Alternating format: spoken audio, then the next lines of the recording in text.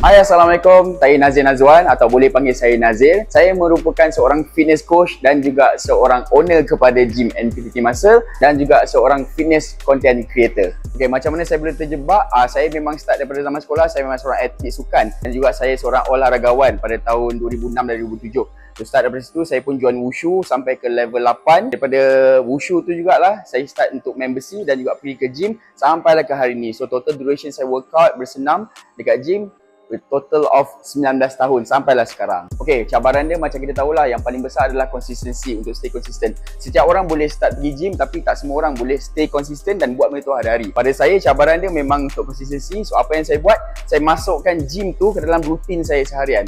Maknanya kalau saya tak bersenam satu hari tu, ada rasa macam something missing. So gym tu sendiri adalah rutin saya masukkan sebagai lifestyle, barulah saya boleh konsisten sampai ke hari ni.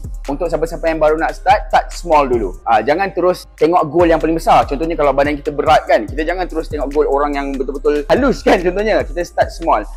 Make sure kita bergerak hari-hari. Tak kisahlah walaupun kita just pergi gym 10 minit, 15 minit, just pergi kat treadmill, apa-apa saja. Ataupun kita start angkat besi, angkat bebanan 10 kilo, 15 kilo, ringan-ringan pun tak ada masalah. Janji kita start small and make sure stay consistent. Sebab consistent tu yang paling susah sekali. Okay, so kejap lagi saya akan tunjuk korang simple exercise yang melibatkan biceps dan juga triceps yang korang boleh buat.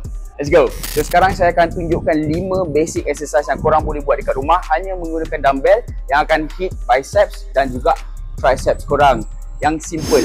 Okay, untuk first exercise ni saya akan buat dumbbell bicep curl. So kita akan buat dalam lingkungan 12 ke 15 reps. So boleh pilih bebanan yang sesuai mengikut kemampuan masing-masing. Buat dalam 3 sets. Dan in between sets tu boleh rest selama 60 saat. Untuk exercise yang kedua ni pula, saya akan buat dumbbell hammer curl. Yang ni pun sama juga, buat dalam lingkungan 12 ke 15 repetition, buat dalam 3 sets dan rest 60 seconds rest in between sets. Untuk exercise yang ketiga ni, kita akan target ke bahagian triceps. Yang ini boleh tambah sikit bebanan, boleh ambil sedikit berat dan buat dalam lingkungan 10 ke 12 repetition dan buat sebanyak 3 sets dan rest in between sets selama 60 saat. Dan exercise yang keempat ni juga untuk triceps, kita akan buat dumbbell overhead extension, buat dalam lingkungan 12 ke 15 repetition dan buat sebanyak 3 sets. In between set tu rehat selama 60 saat.